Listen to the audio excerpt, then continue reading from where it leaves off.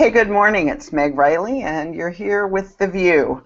I am in Minneapolis, where it has been in the 70s for 2 weeks. It is so amazingly wonderful. There are no mosquitoes at all. It is the fact that I'm sitting here and not in my garden is a source of some ambivalence for me, although I think it's going to rain before we're done. So it's just heavenly. Heavenly. Did I say heavenly? How about you, Joanna? How is it there in Austin? Oh, lots of rain here, but man, none of us are going to be complaining because Austin is one of those areas that, you know, we need to fill up Lake Travis, fill up the aquifers.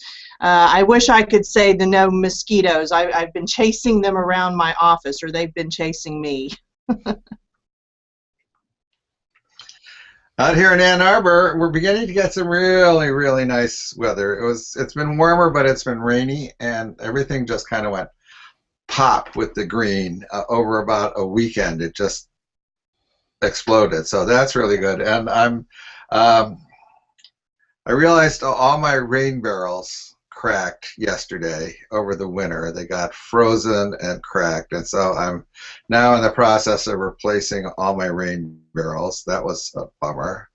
I'm not good at this stuff. I did freeze my pool when I lived in Dallas, which many people said was an impossibility. But how did you do that?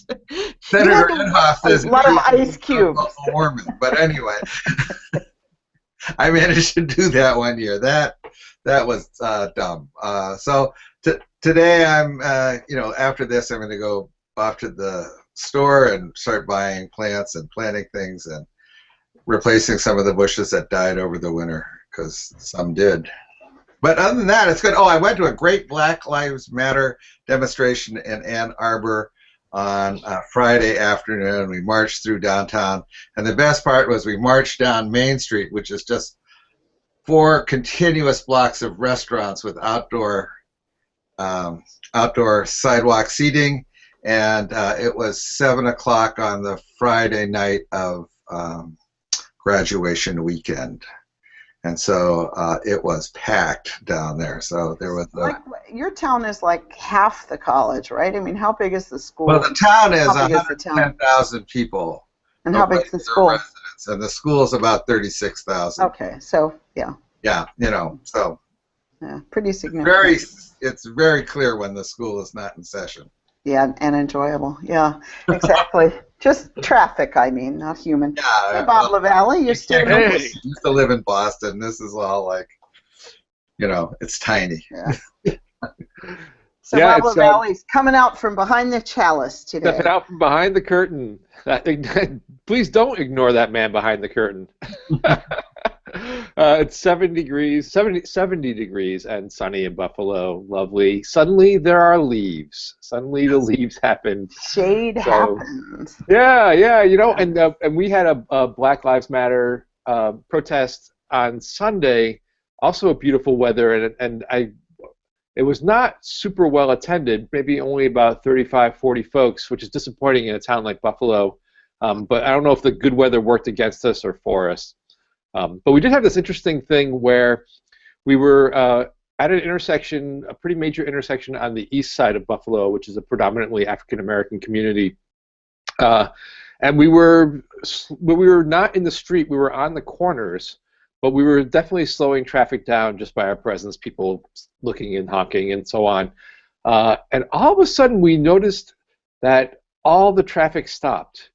And we realized that a block in each direction, the police had closed off the streets and were forcing people to go around that intersection. And I'm sure making traffic a lot worse, but also making us essentially invisible. And so it was an interesting, we were never able to find out what the Buffalo Police Department was thinking when they did that, but the effect of it was sort of chilling, that kind of creepy manipulation. Well, speaking of creepy manipulation, I want to say that actually I have no segue for creepy manipulation.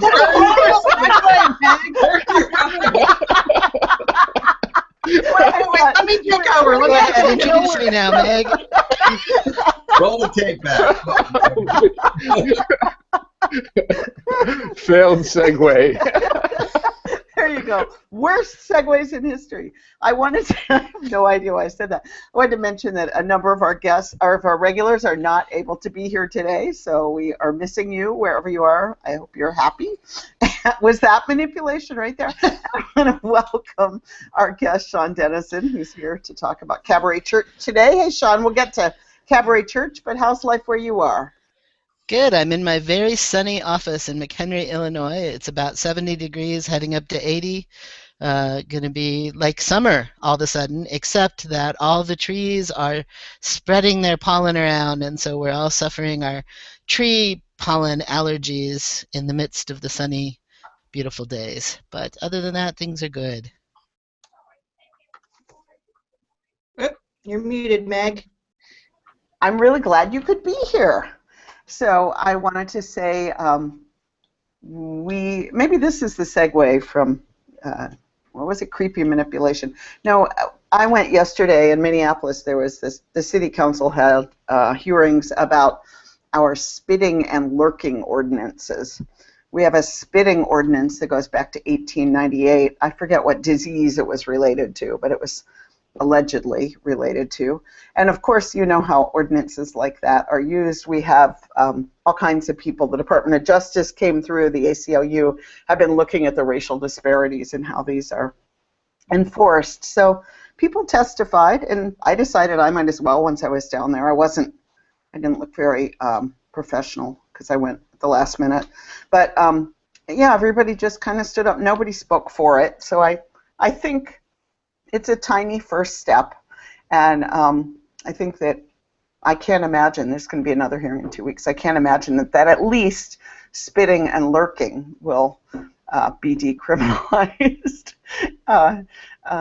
It's just amazing how tiny the steps are sometimes, but it would be significant here for a number of people who get picked up for lurking on a Friday, and there's no judge till Monday, and so they're in jail all weekend for absolutely no reason. And so anyway, I think that the tiny changes that we can make systemically are really important. And we also had a solidarity event here with Baltimore, and it was well attended. There were probably over 1,000 people were there, I'm sure, and a number of VUU clergy were there. And yeah, people continue to show up, and so that's a good thing. The high school students did a walkout. About, I don't know, 6 high schools, kids left in solidarity. It was, last Friday was the Mall of America pre-trial. And the city of Bloomington asked for a gag order on the defendants, which the judge said, we're not even going to discuss that. That's not going to happen. I put this on Facebook, but to me the most interesting moment, they also asked if the lawyer for the Mall of America could speak, and the judge said the Mall of America doesn't have standing. This is a case from the city of Bloomington. But he nodded to the Mall of America lawyer, who turned out to be sitting right in front of me in the courtroom. So when it was over, I said to her, I just want to put a human face to this, and I'm the mom of one of the defendants. My kid is a high school student who really wants the world to be a little bit safer for everyone. And she said, oh, who's your kid? And I said, Gia Runsky-Riley. And she said, oh, my daughter Allison did phoning with Gia for marriage equality. She loves Gia. She just thinks Gia's fabulous. And I said to her, it must be weird to be here representing a building with all of these human beings in the room. So after she said that, I said, it must be even more weird representing a building when your daughter thinks really highly of one of the human beings who's being charged about it. And she looked, here was what was interesting to me, she looked genuinely puzzled. I don't know if it was because no one ever says to her that she's representing a building, and somebody on Facebook said, it's not a building, it's a corporation. I was like, it's about property, okay. But she looked genuinely confused. And I thought, it was good for me. It sort of jarred me, too, when that was her response, like, oh, yeah, Gia. So I feel like, one thing about local politics that's so interesting is that it's always one degree of separation. And that's one reason I love Minnesota. The politics is so darn personal. But Anyway, so stuff is moving around here in various directions. Gia's trial date is in October now, at the end of October, and some of them are into November. And people are in little groups. I didn't really understand why people are grouped the way that they're grouped, but so it is. And of course, one of the defendants is a lawyer who's both, and she's the new president of our NAACP here in Minneapolis. Nikema Levy-Pounds is this amazing activist who is both her own lawyer and the defendant. So that is just really, really odd. The same day she was delivered with these 8 misdemeanors, she got Lawyer of the Year in Minnesota. So life is complicated. Anyway, life here. It's good. Complicated and weird. Well, here in Texas. Oh my God! You're succeeding. You've been taken over. We have been taken over, but you know, it's like we have I want to say we have reached a point where there is simply no more room for any more crazy. There is no we filled all the corners. And I realize I say that, and there will be 20 more things today. One of the funniest things, though, has been a lot of the unintended consequences that are happening. I mean, right now, what basically you have all of these conservative leaders and politicians who are freaking the heck out because they realize that their world, even Texas, is about to change. The whole world is changing, and it's going to happen here too. And of course, the pinnacle of all of that is the gays going to get married. And so they're trying to do all of these things to stop that or to slow it down. I mean, for anyone who knows the history of Juneteenth, that was a Texas thing, and I'm afraid that our politicians have looked at that and said, you know what, actually that worked really well. We were able to ignore a federal order for 2 years. Let's see if we can do that again. Shh, maybe just don't tell anyone about marriage equality. They won't notice. But the unintended consequences are something that, you know, you can get some amusement about. The latest one is they're trying to pass, of course, a completely needless thing saying that clergy will not have to do things that go against their religion, namely marry the gays. But the way that they worded it, it's now they're going to have another like corrective measure that they'll be addressing next week, because they inadvertently made it that you can sue if you are a clergy member, you can sue your own denomination if they try to get you to do something that you don't want to do. So now you have all, right? So now, and their logic in that was, okay, well, if the Presbyterians say, yes, we are going to have marriage equality, that you, a Presbyterian minister, could sue your denomination and say, I don't have to do that. Does that include having to pay $250 to see the MFC? Can I say that for that? That? I think we may be on, except we are not a denomination. Only if you move to Texas. That's another conversation. Sorry.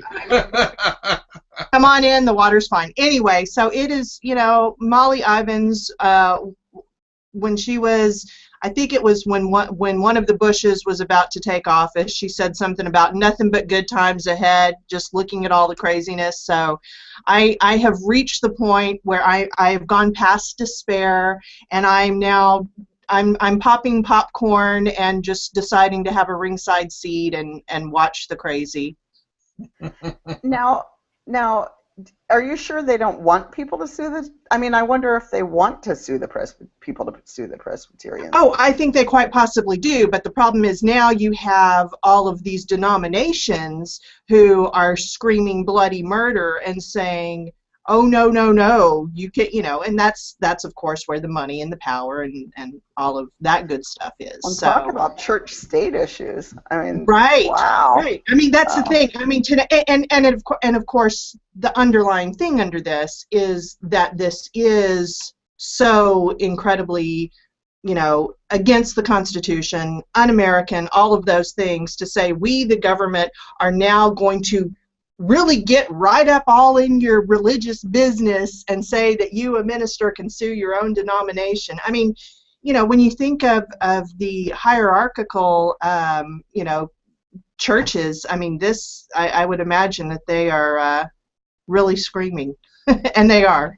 No, so you haven't mentioned Most of our President back is Obama. down there, right? So Yeah, I mean, do you think it's gay marriage or is it President Obama? I mean, You know, I think the big thing is right now is the marriage equality, just because it's such a symbol of how things will change.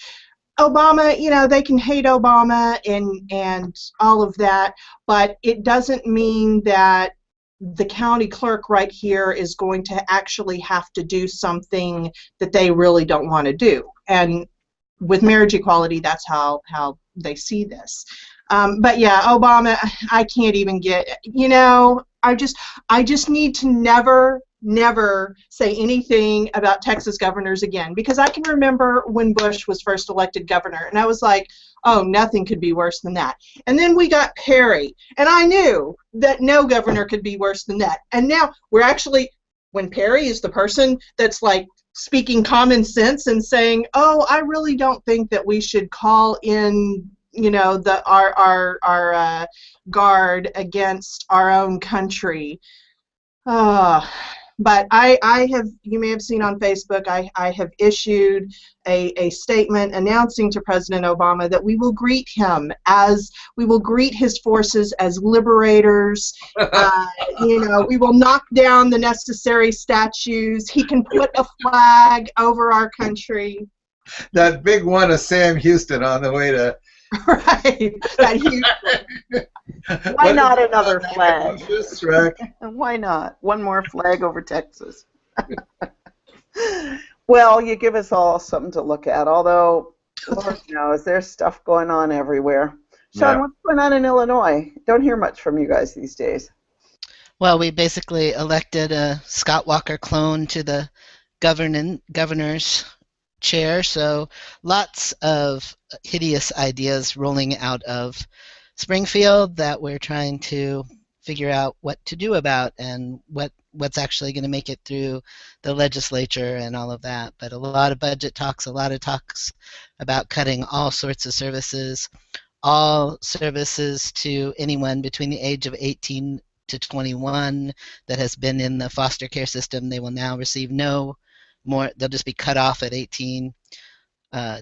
All sorts of things. You know, it's just crazy. Every day I hear something and go, holy heck, we didn't know what we were getting into. Yeah, that's surprising in Illinois, isn't it? Isn't it unusual there?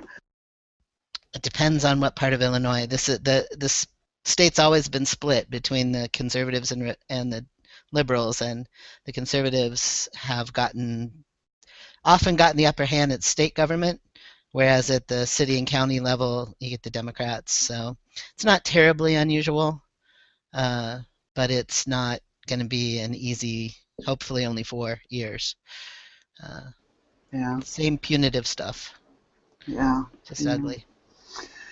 Hey.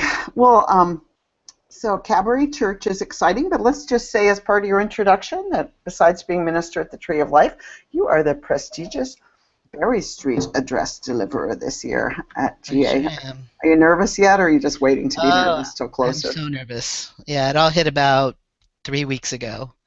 And with Cabaret Church in between now and then, it's particularly nerve-wracking because there's an awful lot to do. I have about 500 of the 5,000 words written. Can you give us any spoilers? Maybe. We'll see. Let me think about it a little bit. Well, we can give you ideas. Oh my God! I I'm have gonna way more ideas than I need. Don't give me any more ideas, Bob. How about Going to be straw bale gardening? That would be an interesting topic. because I know so much about that.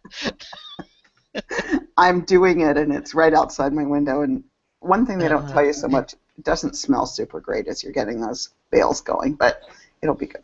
Anyway, total tangent. So, Sean, tell us about Cabaret Church. How's it coming? Sure. What Well, is I hope it? we'll I hope we'll talk more broadly than just Cabaret Church and Yeah, talk yeah. about the arts and spirituality and ministry, but I will start by telling you what it is. So it is a festival. It is music, art, and merrymaking and some inspirational talks. May 31st here at Tree of Life in McHenry, Illinois. There's a website to explain all the details at cabaretchurch.org, or you can go to cabaretchurch.com. At both work. We've got about 8 different musical styles and acts ready to go. We've got a hoop dancer and a burlesque performer. We've got an art tent that's we're both going to make art together, make some prayer flags to fly over the event, and then also there'll be little pop-up art projects that happen. We're going to have a petting zoo. Who knew what would come out of the woodwork when you started planning What are we something gonna crazy? pet? What's going to be We pet? have a family here that has a farm, and they have brand new baby goats, sheep, miniature donkey, colt, ducks, chickens, geese, whatever they have on the farm, they're bringing. So we can't really call it a petting zoo, actually. I think city ordinance-wise, we have to call it an animal experience. Animal experience, yes. That's right. Yeah, we're finding that while tent revivals are allowed by statute and permit, you have to talk about them quite carefully. So just to make sure, because we're in a very So your conservative. permit is for a tent revival? For a tent revival. All right. That was a So good that was fun. the thing that was most applicable. We have music, we have preachers coming, we have a tent. It's a tent It's a revival. Chautauqua. It's a Chautauqua. It really is in a lot of ways. My whole hope, the search committee, when they searched for me, I've been here, this is my 3rd year. And they're a graying congregation like so many of our congregations are. Our median age is really creeping up to 60. And they said, we need to figure out how. That's not that old, just to be clear. But okay. No, but it isn't a good sign for the future of the congregation either. If you really don't have a lot of young folks and young families, or we get lots of visitors, they don't necessarily stick. So they wanted some way to draw younger folks at least onto the property, right? And this congregation it's full of artists, and they've done festivals before in their history. They did something called Diversity Days, where they had people, this was when they were in Woodstock, and they gathered people around the square and had lots of tables and festival-y things for people to get to know each other, and cultural dancers and that would be Woodstock, events. Illinois, for those who Yes, wonder. Woodstock, Illinois, thank you. And then they did something called Dilly's Follies that was basically a huge talent show that they invited the community to. And they had an art festival for a while. So this is kind of taking all the things they've done in the congregation and put them together and say, hey, even if you're 60 years old, by average age, you're a bunch of artists. You're a bunch of wonderful, happening people who have lots to offer to the world. And then just the cabaret sort of thinking for me came about because I'm a big fan of the musician Amanda Palmer, and she calls her music punk cabaret, and she's built a real fan community. And I saw things happening in that community that were church, where people were helping people out emotionally, spiritually. They were supporting one another through abusive situations or bullying. Just a lot of stuff that was ministry. And so I started thinking about having these two communities meet one another and get to know each other, because they have a lot more in common than they know. I mean, I just think of Unitarian Universalism and freedom, some of what we've been talking about being under attack, but free thinking, freedom of religion, also, we didn't mention it specifically, but OWL and sex education and body positivity, and trying to not be judgmental and approach sexuality issues in a judging way. All of this kind of just seems like a perfect match, at least in my crazy brain, to get folks together in a way that they can look at their values together and say, hey, we have a lot in common. So the 3 core commitments of Cabaret Church are art, compassion, and resistance. And we can talk more about those, but let me just ask you if you have any questions or anything to say about art. Well, at some point, spirit. Sean, I would love to hear more about the conversation about within your congregation about the median age of your congregation, because that's a familiar theme across, and it's you sound like a congregation that's responding in a very healthy way, and I'm wondering, it's not without difficulties, but yeah, sure. We're talking about culture shift in some really serious ways. Right. So I was just wondering tips for other congregations that are, how to broach that conversation. But sure. Maybe that's later on because it's a little tangential to. No, I can totally. The part of the reason that Cabaret Church ended up being what it is because it gave me the opportunity to say to the people here, maybe in the 60s you were the performers, but now you're the patrons of the arts. You're not as much wanting to be on stage or in the middle of all the action, but you can make sure that there's a place for the people who do want to be in the middle of the action to come together. And you may find out that there's a lot more that you want to do than you knew, or that you actually do still want to get out your hula hoop now and then, because it's not about old and young. But it is about connections, and they've become the culture that we live in divides us up by age.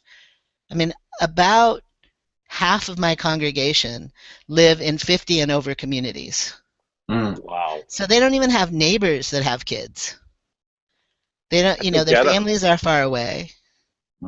They go to the senior center, or, not all of them. That makes them seem older than they are. But there's a way that our culture is more and more dividing us up by age cohort. Only the third graders only hang out with the third graders. They don't hang out with the seventh graders or the sixth graders anymore. We're afraid of intergenerational relationships, and we start to say there's something to fear there. Something bad's going to happen.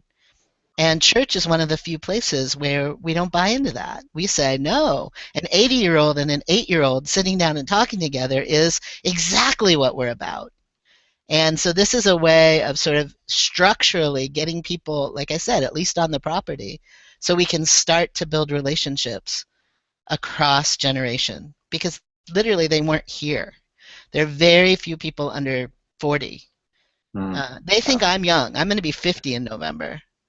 And they think I'm young, and they, you'd say, let's do some more contemporary music, and somebody would say, yeah, like the Beatles. Right. Like, I know. The people that I'm contemporary music. The Beatles broke up before they were born. Did you have lay leaders who were champions of this idea, or was it something you sort of carried the flag on, or? I think I have lay leaders who are champions of knowing something needs to change and are willing to go with this crazy idea, especially since I fundraised for it outside the congregation. And so the risk isn't, they're not really risking their budget. They're just taking a risk to invite these folks, and they get to host them and they get to have a fun day. It's not like the people here that are congregants aren't going to have a great time. They are. It's for them too, but they're hosting it. They're not. It's not just a church activity. So I got a couple questions, of course, that are about organizing more than the arts. We'll get to the arts here, but I'm curious, are you bringing in local musicians who have local followings, or are you bringing in, I just wonder, and then are you looking to try to build a follow-up? Are you going to have clipboards and take names, or, are you going to look at how to move from this, or people register? Yes. Or? Yes, and so we're bringing in a bunch of different musicians. Basically, I'm capitalizing on my relationships that I have, and some of them are local and some of them are across the country. So we have a great indie rock artist called Lindsay Catt, who's coming in from New York. who I happen to know. We're having my son, who's a hip hop artist from Utah, come in. We have Rune the Lion, who's a up and coming local Chicago band. Excellent. We've got Chris Sims, Universal Love, who's a spoken word hip hop artist from Rockford that is a UU. Jim Scott, who's written hymns and is coming. So trying to just capitalize on whatever relationships, and Nominally Bennett's coming, folks that I'm close to and care about, and that again are willing to take a risk. I mean, I mostly raise the money that we have to pay those artists because it's really important to me to be in right relationship with them. So I didn't have to say, come do this for me. I could say, hey, you know me, and we're going to pay you. Will you come help me do this experimental thing? So that's the answer. And then the belly dancer performers, those are all local. We're not bringing people from all over the country to do the circusy kind of things. That's a little lower key, at least at this point. And then as far as follow-up, my first priority is to build relationship. So I don't want people to feel like they're being, that we're taking names and they're going to get junk mail, spam from us for the next year. So I haven't actually decided how we're going to do that, how we're going to have people opt in, but it will be an opt-in, and locally we'll try to, I know we'll have like a Cabaret Church reunion in about 6 months for the folks who are local enough that they could show up again.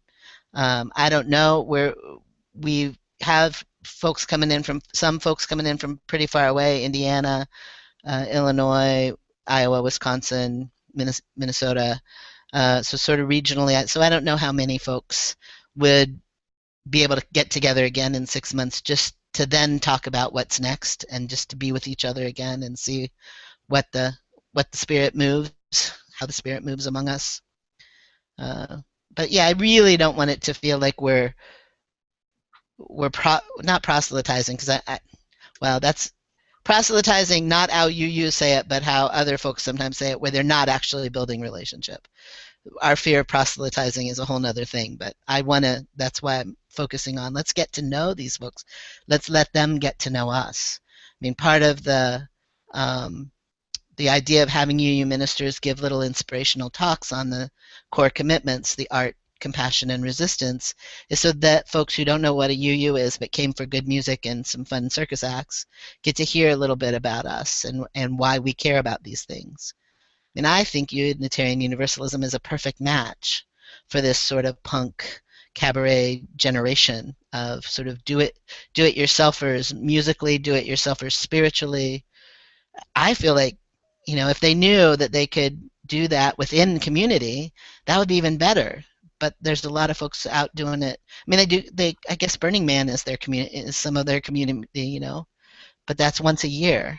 I'm really interested in this. I wish Hank was here, because kind of like, kind of the word on the street for a long time was that Unitarian Universalism was a hippie religion, and to hear now that shifting, maybe with the generational change that's going on, to talking about Unitarian Universalism as a punk manifestation of religion. That fascinates me. I wish Hank was here to talk about that, but say more. Well, for me... I'm sorry. Go ahead. Well, I don't want to interrupt you, but I also would love to hear more about your core commitments and how how you arrived at those three of all. Yeah.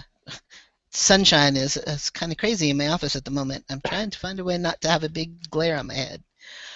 So yeah, let me talk about the three core commitments first, and maybe that'll get us sort of to the punk ethos, the punk way of life. So it took me a long time to distill all my ideas down to just 3 words, because there's a million ways I could have talked about any of this, but for me, the connection with art is the creative spirit, the idea that this culture wants us to be consumers, but I think we were born to be creators.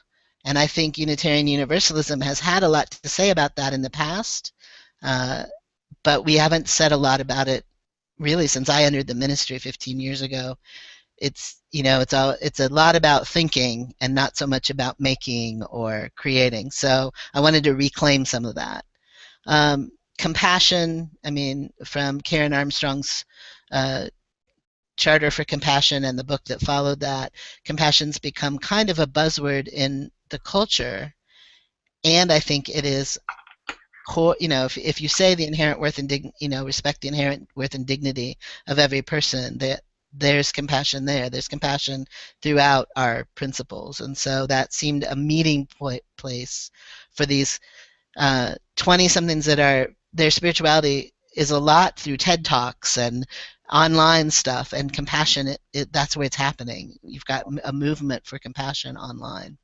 So I wanted to connect to that. And then resistance, which was in some ways the easiest concept for me, but the hardest word to figure out, is about not just becoming a cog in the wheel. And you can get me preaching on this, because I really think that what we're seeing all around us is an increase in fascism. And one of the things that fascism does is makes you feel like you need to be a part of the system to have any value. And if you start to deviate in any way from what the system defines as a good human being, you're in trouble.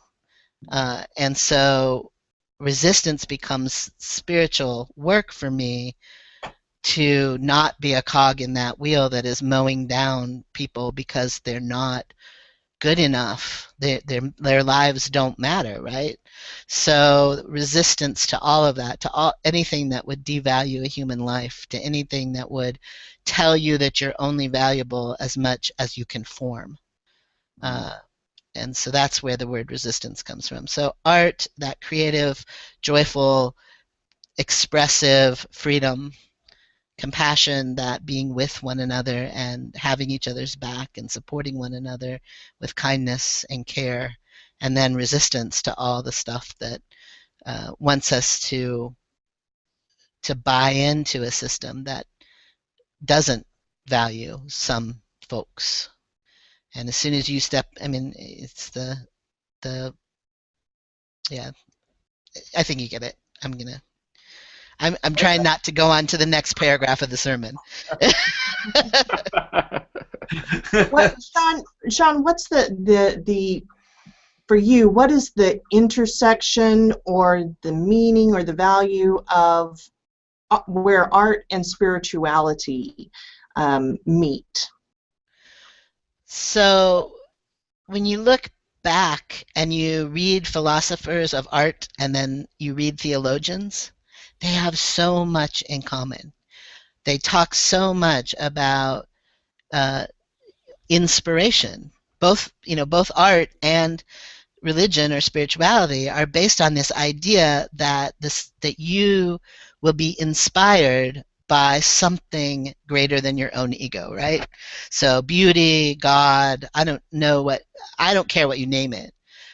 But the mechanisms behind art and religion are the same. They're about this connection to something bigger than yourself that inspires you to, in religion, it was worship or serve, and in art, it was create. Create a great piece of work, create music, create drama, create a visual piece of art. So to me, the connection isn't so much about the outcome as the process, that process of inspiration. And for centuries before the Industrial Revolution, art and religion were hand in hand. I mean, where do you find Michelangelo's work? Mm-hmm. You find it in church. You find it on the ceiling of the Sistine Chapel. You find it statues in gardens that belong to churches that were meant to be places to heal and soothe your spirit. So the disconnect of those things is actually what's new. And I think it's hurting us. I mean, I think it makes us actually more ripe to become cogs in the wheel when we don't have that depth when we're not looking for something deeper and something to inspire us that's greater than any one person, any one system of thought. We're open to whatever inspires us. That can be great beauty, but it can also be great sorrow. But we feel it. So I lost the punk thing in all of this. I'm with you, and I was really interested in those values. Do you feel like those are the core punk values too? So the thing that happened with punk music is that it was initially completely rejected by the mainstream, and so no producer, nothing in the mainstream music business would support it. So punk took that and just went with it and said, all right, we're a do-it-yourself community. We will make these concerts happen. If we don't have PA, we'll scream into the crowd, and if we have a bad mic, then our music will sound distorted, and that will be fine. And if we, if nobody will have us in their venues, we'll go to the bar, and if the bar won't have us, we'll go to my living room, and if my living room's too full, we'll spill out into the street. It's just this. It's about, again, not buying into somebody else's idea of what's good enough, and instead grabbing what inspires you and going with it, and not waiting around for someone to tell you it's okay or good enough. Just do it because you love it. Do it because you're sweating with your friends and you're making community and you're ecstatic to be doing that, and it brings joy and energy and excitement and fun into your life. So that's where they touch for me. Is that this is hopefully Cabaret Church. Hopefully this whole thing is a do-it-yourself kind of spirituality, fun, festive thing. I was 17 in 1979, and I was a punk, and for us it was we were listening to music on the radio. I remember, like, the channels metaphorically were much narrower about what you source your pop culture from, and we were hearing music on the radio that we couldn't fathom how it was made because it was so electronic and weirdly produced, right. and so it was a point of pride that people got up and they didn't know how to play the drums or a bass guitar, but they just did it together, and they sucked. We all sucked, but we was this. But we owned it, and I think that's part of why the punk community is still so vibrant. It blows my mind that, 30 years later, it's just as vibrant as it was, or more so than back in my day. Well, and ding, ding, ding, connection to the CLF theme of mistakes and not having to be perfect and just doing it for the joy of it instead of this. I mean, through the 70s and like you were in disco, right? You had disco on the radio. It was completely disconnected. The making of that music, even the fan, it was like it was a manufactured thing.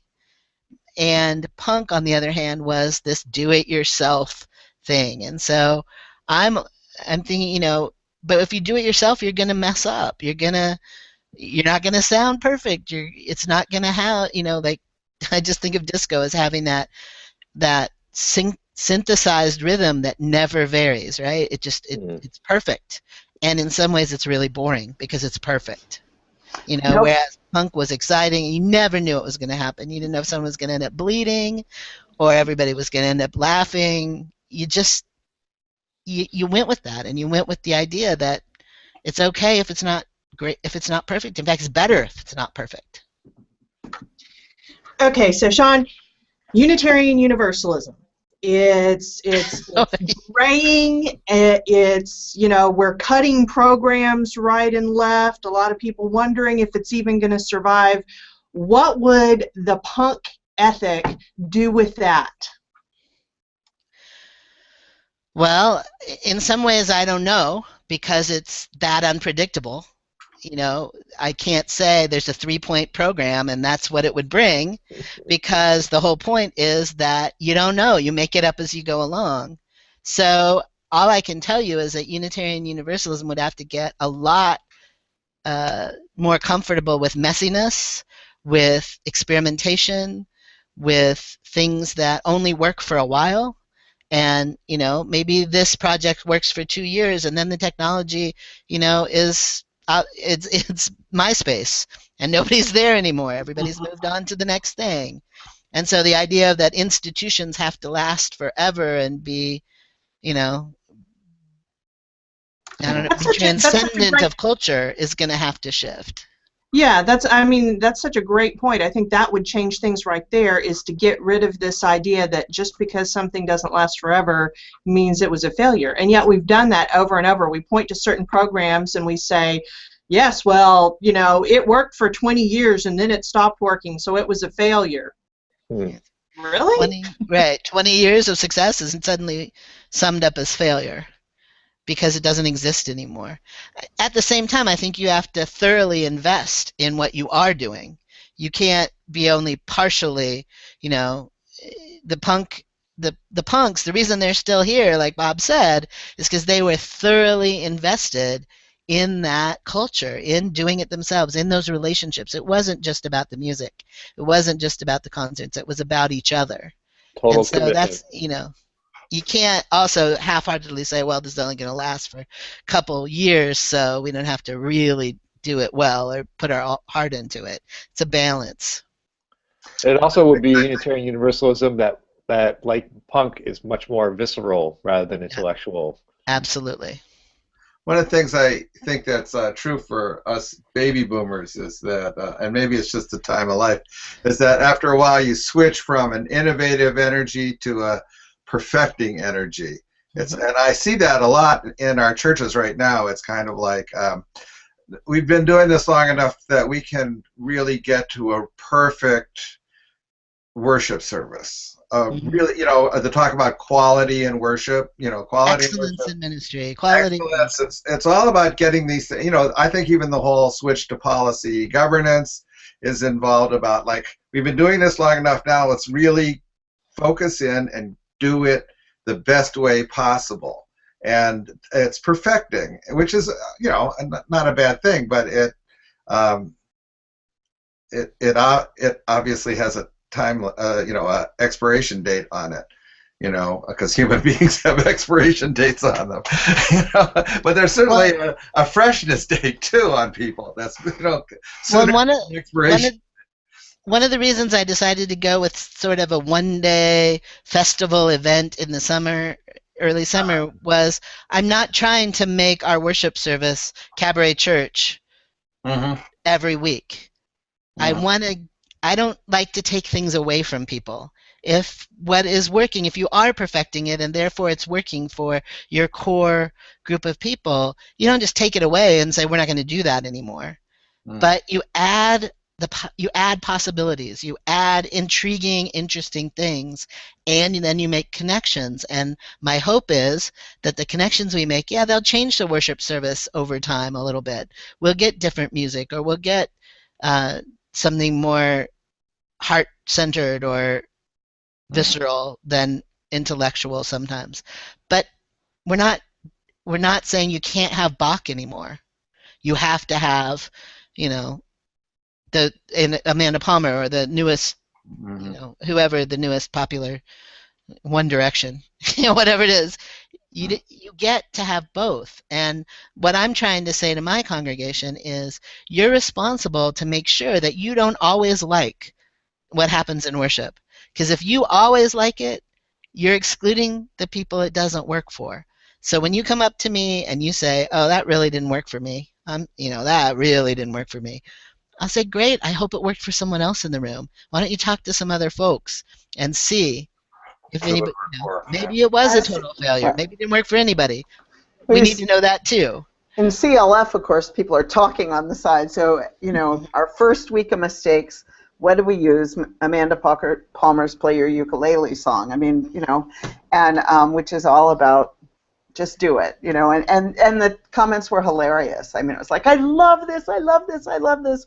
Yeah, it's really freeing. I'm too old for this, you know. It was very interesting to see that people didn't seem to be in the middle on it too much. They were scattered to the edges, and we just said, hey, some people hate organs. We put those in too. So. And I'm really Can I curious. throw a little comment in here just real quick, and that is that when you talk about punk and its context, it sounds a lot like the people are talking about the rise of hip hop out of more traditional disco, R&B, that where R&B was at that point, and people were going, well, you don't need to have a 96 track recorder. Right. You don't need to have lyrics only about a very narrow range of subjects. You don't have to be a great singer. You can make great music that communicates, with a rhythm track and your voice, and a microphone and great lyrics. Excellent. So that's a generational thing, I think, and it cuts across culture more than a lot of people saw punk as a very particular socio, it's a racial group. That's a white thing, so. Well, we got hip hop going to be on stage too, so Yeah. hopefully we're, by trying to cast the net really wide. And that's the other thing, is just presenting it all as an experiment. We're bringing in people, my folks who are really into hip hop are probably not going to be grooving to Jim Scott, but my congregants might be. Yeah. Loving Jim Scott, and then staying there to hear what the hip hop artist has to say about the world. So it's about casting a really wide net and saying, now it's experimental. You don't have to like all of it. You don't have to, but stay engaged, stay at the table, listen to the lyrics. If you can't understand them, ask somebody, what was that song about? Because it was really interesting. But don't draw all the lines that say that we can't. Oh, that's not for me. Well, you're gonna hand out sheets to people about how to talk to people there. Oh, that was interesting, as opposed to, oh, I don't like that. Well, and Sean, it seems like this is part of how you're saying that you want to move from being a consumer culture to being a creator culture. Preference is all about being a consumer, right? Yep. Absolutely. And so just to engage with the creator as if what they created was valuable instead of what is in it for me is a huge culture shift. So, because we can still have a really good conversation. You wrote a poem and I really didn't get it, or I really didn't like it, or I hate poetry, but I ask you, why did you write that? What was that really about? Was it hard to write? Whatever the question is, it doesn't have to be a deep, profound, intellectual conversation about the content of your poem. It can be about the process and about, oh, so that's what you do with poetry. That's what I do when I paint on a canvas. Curiosity. I think a little guideline sheet about how to talk to other people wouldn't be a bad idea. It could be used in a lot of places. Like, don't start with your own opinion. Right? Yeah. You saw those sheets about how to talk to young adults at church, Yeah. Well, this whole thing about how we have elevated preference to feel that it is a value in and of itself. And I'm just thinking, even just with the way that churches work, we have a feedback process that we adapted, one that was created at First Church by Reverend Daniel O'Connell. And one of the things that the Healthy Community team will do if you have a complaint is help you decide, is this policy, performance, or preference? And if it's preference, it's okay, sorry.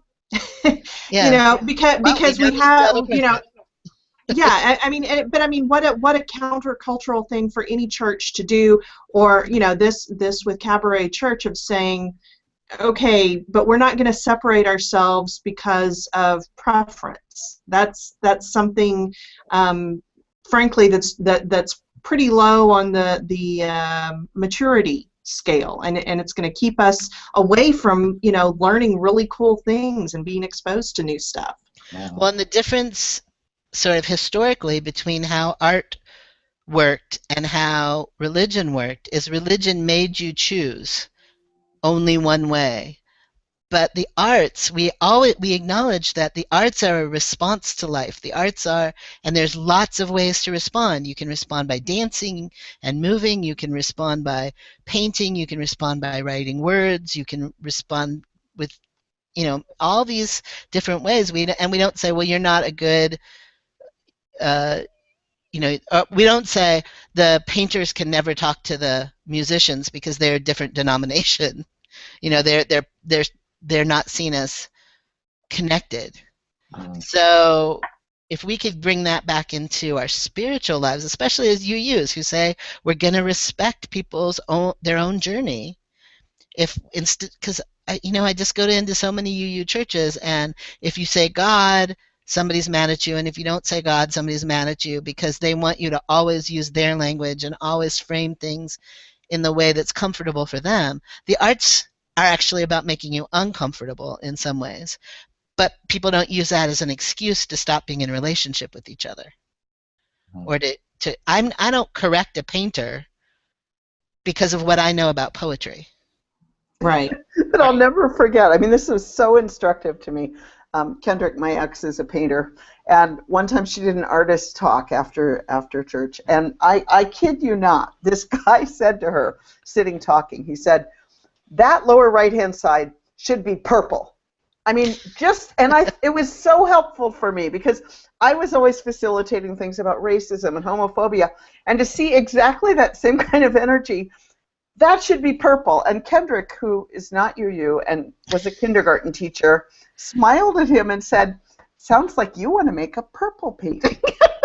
I love that. And there are so many meetings where I just want to say to someone, sounds like you want to make a purple painting. That's a watchword to live by. Go make your own purple painting. Anyway, well, Sean, it's been lovely to start this conversation, which is a long one. I'm thinking this may be part of what we're talking about in the Berry Street. Could be wrong. It is, indeed. Guessing it might be. Spoiler. I'm guessing it might be. Some degree. Looking forward to having having Sean back after Cabaret Church. Yeah. If you could bring video or pictures or something like that, I think that would make a great show. Yeah, we'll have to give us a nice. I mean, unless he's way too busy between that and GA writing a certain essay. Might have to do it after the essay. There you go. There you go. Well, all of this about the arts is a great segue because next week we have a couple of ministers who are also musicians. Meg Barnhouse and Dan Schatz will be joining us and talking about how those things work for them. So that'll be fun too. And Sean, if you want to come back and be on as one of the conversationalists, you're very welcome to. So anyway, it's good stuff. Flat minor chord. Thank you. Good, rich Thank you for having me. Yeah, absolutely. And we'll see you all next time. Anybody got last words you want to share? Sean, anybody? Well, the theme for Cabaret Church is that art is spirituality and drag. So those will be my final words.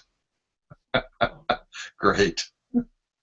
On that note, bye, everybody. Thanks. Thank you. Bye-bye.